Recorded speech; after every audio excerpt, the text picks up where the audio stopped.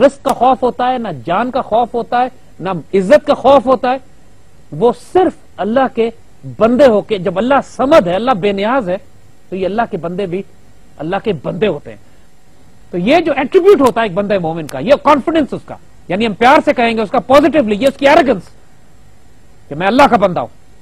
اور جب دنیا مجھے دیکھ کے پہچانے گی میرے رب کو، اور اگر میں اپنے رب کو شرمندہ نہیں کر سکتا، تو یہ جو اس کا کانفیڈنس ہوتا ہے، جب یہ ہو تو پھر دنیا کی پرابلمز ہی نہیں ہوتی. بیٹا یہ کیسے ممکن سوچ لیا ہم نے کہ ہم جب اس راستے پہ نکلیں گے، ان کاموں کو کرنے چلیں گے تو ہمیں ریزسٹنس نہیں ملے گی، پرابلم نہیں ہوگی.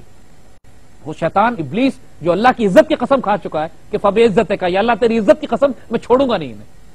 آخرت میں اگر کسی کو گولڈ میڈل ملنا چاہیے تو ابلیس کے بچے کو ملنا چاہیے. Amount of work that he is doing incredible. جس طرح پاگل کوئی نہ دن میں آرام کرتا ہے، نہ رات کو سوتا ہے، نہ کوئی دن میں دنیا جس طرح وہ ڈیوٹی دے رہا ہے. انسان اتنی شرم کر لے کم از کم کہ جب وہ ابلیس نے اللہ کی عزت پہ قسم کھائی، اتنی سخت ڈیوٹی دے رہا ہے، تو ہم اللہ کے رسول کی امتی ہو کے اس قسم کو، اس عہد کو کر کے کہ اللہ ہم تیرے بندے ہیں اور انشاءاللہ اس عہد کو پورا کریں گے، کم از کم اتنی لاش اپنے عہد کی رکھ لیں ہم. یہاں پہ تو لوگ کم از کم اتنا بھی ریزسٹنس برداشت نہیں کر سکتے. ماشاءاللہ رمضان کا مہینہ چل رہا ہے تو روزہ خوری جو ہے وہ ایک ایسی چیز کانسیپٹ سمجھا جاتا ہے کہ کوئی بھی بندہ سڑک کے اوپر کھانا نہ کھائے. اصل مسلمان تو وہ ہے کہ جو کہ دوسری سوسائٹیز میں رہتے ہوئے، میں ہندوستان جاتا ہوں یا امریکہ انگلینڈ میں، جو کہ already existing society, they do their own thing. وہ جو انگریز نے کرنا ہے اس نے کرنا ہے، رات کو پب میں بھی جانا ہے، ادھر بھی جانا ہے.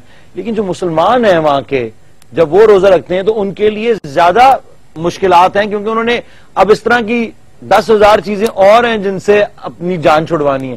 پاکستان میں تو آپ کو ان ساری چیزوں سے کوئی فرق ہی نہیں پڑتا. آپ باہر نکلیں، آپ نے کہیں پہ سموسا کھا لیا روزے سے پہلے تو پولیس آپ کو پکڑ کے لے جائے گی روزہ خوری کے الزام میں. ڈر کے مارے اور ریسپیکٹ کے طور پہ بھی لوگ جو ہے ایسی حرکت کبھی نہیں کرتے. تو you don't get to see that کہ اب کوئی آپ کے سامنے بیٹھ کے جو پکوڑے کھا رہا ہے اور آپ کا روزہ ہے تو آپ کے اوپر کیا گزرے گی. تو یہ مسلمانوں کے اندر کی اپنی شرم ہے کہ آپ کو اپنے بھائیوں کو بہنوں کو تنگ نہیں کرتے ہیں، سامنے کھڑے ہو کے بغیرتی سے نہ کھا رہے ہو یا کوئی ایسی چیز نہ کر کے دکھا رہے ہو جس سے ان کو یہ فرق پڑے. اس کے ساتھ ہی ایک چھوٹا سا بریک لیتے ہیں اور بریک سے واپس آ کے ڈسکشن کی طرف واپس چلتے ہیں.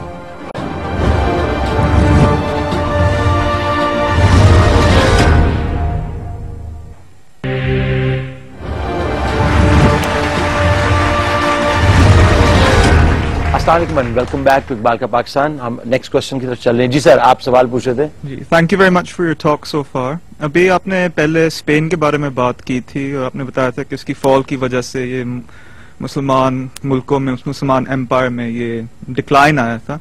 تو ہمیں یہ سوچنا چاہیے کہ اسپین کی فتح ہوئی کیوں تھی، وہ گرا کیوں تھا ان دا فرسٹ پلیس. ہمیں یہی پتا چلتا ہے یورپ میں اس وقت کیا ہو رہا تھا. اس وقت ڈائنامزم ہو رہی تھی، انوویشن آ رہا تھا، کیپٹلسٹ ڈیولپمنٹ ہو رہی تھی، اسٹیٹس بن رہے تھے، ملٹری سینٹرلائز ہو رہی تھی، اور انہی پروسیسز نے پھر over the next few centuries انہیں ڈیولپ کیا.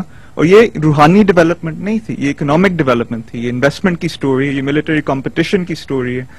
اور اس کی آج کے لیے ہمارے لیے کیا ریلیونس ہے.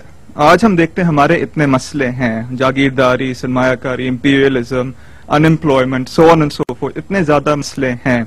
آپ جس طرح کہہ رہے ہیں کہ ہمیں روحانی طرف ذرا توجہ دینی چاہیے، we should become more spiritual, ہمیں اسپرچول سینس میں خود ہی بنانی چاہیے. کیا آپ یہ نہیں سمجھتے کہ یہ شاید اپنی جگہ ٹھیک ہو، پر اس کے ساتھ ایک پروگریسو پولیٹیکل اسٹرگل ہونا چاہیے جس کی وجہ سے یہ کوشچنز ایڈریس ہو جائیں، ہم اپنی یہ فزیکل، یہ جو مٹیریل کنسرنز ہیں ان کی طرف بھی تھوڑی سی توجہ دیں، ایجوکیشن وغیرہ، اکنامکس وغیرہ، اس میں ذرا توجہ دیں اور پروگریسو پولیٹیکل اسٹرگل انیشیٹ کریں. آپ کے دو سوال ہیں. پہلی بات تو یہ کہ آپ نے بات کی کہ یہ ویسٹ نے جو ترقی کی ہے وہ اپنی مٹیریل ویل بینگ کی وجہ سے جو سارا. ایک بات ذہن میں رکھیے گا کہ اس سے پہلے 800 سال مسلمان دنیا پر حکومت جب کیا کرتے تھے، یورپ جس کو ڈارک ایجز کہتا ہے، those were European dark ages. They were not the dark ages of the Muslim world. In fact, they were the most glorious era for humanity. جو بات ہم نے کہی کہ یورپ میں 600 سال تک for 600 years the textbook for medicine was written by ابو علی سینا، القانون فی الطب. دنیا میں سب سے زیادہ longest ٹیکسٹ بک از دی القانون فی الطب، اس کی ٹیکسٹ بک ہے، اور وہ 17th 18th سینچری تک وہی کتاب پڑھائی جاتی رہی. So the kind of work that Muslims had done in mathematics and in astronomy and geography and cartography and chemistry and engineering وہ اتنا گراؤنڈ بریکنگ کام تھا کہ گیلیلیو اور نیوٹن کا کام کمبائن بھی کر لیجئے آپ, ملا کر دونوں کا, تو البیرونی کے کام کے قریب بھی نہیں آتا, اور ابن الحیثم اور خوارزم شاہ کے قریب, خوارزمی کے کام کے قریب نہیں پہنچتے. سو جو فرق آپ کو مسلم سویلائزیشن اور اس ویسٹرن سویلائزیشن میں جب یہ بلڈ ہو رہی تھی, جو واضح نظر آتا ہے کہ for 800 years Muslim created a civilisation which was harmonious, جس کے اندر ٹالرنس تھی, جو لوکل کلچرز کو ڈسٹروائے نہیں کرتی تھی. اور 1601 کے بعد جب ایسٹ انڈیا کمپنی انہوں نے بنائی ہے, اور 1857 میں جب انہوں نے انڈیا باقاعدہ کیپچر کیا ہے جا کے, صرف ایک مثال کافی ہے کہ ایسٹ انڈیا کمپنی نے 4 کروڑ انسان ہلاک کیے, انسانیت اور سویلائزیشن کو تباہ کیا. They were destructive civilization. جو اسپرچولیٹی کے بغیر جو سویلائزیشن بنی ہے, جس میں چرچ اور اسٹیٹ کو انہوں نے الگ کر دیا, جدا ہو دین سیاست سے, تو رہ جاتی ہے چنگیزی. جب علامہ اقبال کہتے ہیں اس بات کو, تو جو ڈیموکریسیز انہوں نے فٹرنیٹی, لبرٹی اور اکوالٹی کے نام پر بنائی, پہلی اور دوسری جنگ عظیم میں ڈیموکریسیز نے نیوکلیر بم پھینکے ہیں دوسرے ملکوں کے اوپر, اور انسانیت کو جس طرح تباہ برباد کیا ہے. پچھلے 100 سال میں انہوں نے اتنے انسان مارے ہیں کہ اس سے پہلے پچھلے 10,000 سال میں انسانوں نے نہیں مارے تھے. 20 کروڑ یعنی 30 کروڑ انسان اتنے شارٹ پیریڈ میں انہوں نے ہلاک کیے صرف 20th سینچری میں. اور یہ سارے ماڈرن انڈسٹریل سویلائزیشن نے کیے ہیں, جس کو ہم کہہ رہے ہیں کہ وہ بڑا ڈیولپ کر گئی ہے. ڈیولپ نہیں کی, اس تہذیب کا بیڑا غرق ہو چکا ہے آج بھی. انہوں نے اس ڈیولپمنٹ کے نتیجے میں اپنا سوشل سٹرکچر ضائع کیا, مورل سٹرکچر ضائع کیا, فیملی لائف ضائع کی, اپنی ریلیجن کو چھوڑ دیا, اسپرچولیٹی کو چھوڑا. اقبال نے جب اس سویلائزیشن کے بارے میں 1920 میں کہا تھا کہ یہ تہذیب اپنے خنجر سے آپ خودکشی کرے گی, جو شاخ نازک پہ آشیاں بنے گا, ناپائیدار ہوگا. اور آخر میں اس کا انجام انہوں نے بتایا تھا جو آج آپ کو نظر آ رہا ہے امریکہ میں. انہوں نے کہا تھا کہ اینڈ میں سویلائزیشن کا حال یہ ہوگا کہ مرد بیکار, عورت تہی آغوش, یعنی مرد کے پاس جاب نہیں ہوگی, عورت کی گود میں بچے نہیں ہوں گے. اور آج ایگزیکٹلی یہی حال اس سویلائزیشن کا بن گیا. نا ہم یہ نہیں کہہ رہے کہ مسلمانوں کو سائنس اینڈ ٹیکنالوجی یا ہم کو ان چیزوں پہ کام نہیں کرنا چاہیے. ہم یہ کہہ رہے ہیں کہ آپ پاکستان کی آج کیس سٹڈی لیں, پاکستان کی, اللہ کے فضل سے we are the richest country on this earth. دنیا کا سب سے بڑا نہری نظام ہمارے پاس ہے, دنیا کا سب سے بڑا کاپر اور گولڈ کے اور آئل اینڈ گیس ریزروز ہمارے پاس پڑے ہوئے ہیں, سب سے بڑا ایگریکلچر آؤٹ پٹ ہم پروڈیوس کر, دنیا کی ساری بڑی کراپس میں 1 اور 2 نمبر پر ہم آتے ہیں. اس کے باوجود جو حال اس ملک کا ہے وہ پیسوں کی کمی کی وجہ سے, وسائل کی کمی کی وجہ سے نہیں ہے, اس وجہ سے ہے کہ ہمارے لیڈرز دنیا کے کرپٹ ترین لیڈرز دنیا کے مشہور ہیں. ہمارے Nigeria is an oil exporting country. 167 billion dollars کی ایکسپورٹس ہیں نائجیریا کی آئل میں. پاکستان رو پٹ کے بھی 20 ارب ڈالر کی ایکسپورٹ نہیں کر پا رہا ہے. 167 بلین ڈالر ایکسپورٹ نائجیریا کی ہے, اور افریقہ کے غریب ترین ملکوں میں سے ہے. تو اس کا تعلق کمپلیٹلی ان حکمرانوں سے ہے کہ جو اس کے اوپر مسلط کیے گئے نائجیریا پہ اسی ویسٹرن سویلائزیشن کی طرف سے. سر میں بس 2 چھوٹی باتیں کرنا چاہتا ہوں. پہلی بات تو یہ ہے کہ آپ بالکل صحیح کہہ رہے ہیں, حکمران وغیرہ کی وجہ سے اس طرح کے مسئلے ہیں, پر میں وہی کہہ رہا ہوں کہ اس کے جواب میں ایک پروگریسو پولیٹیکل اسٹرگل کی ضرورت. وہ پہلی بات.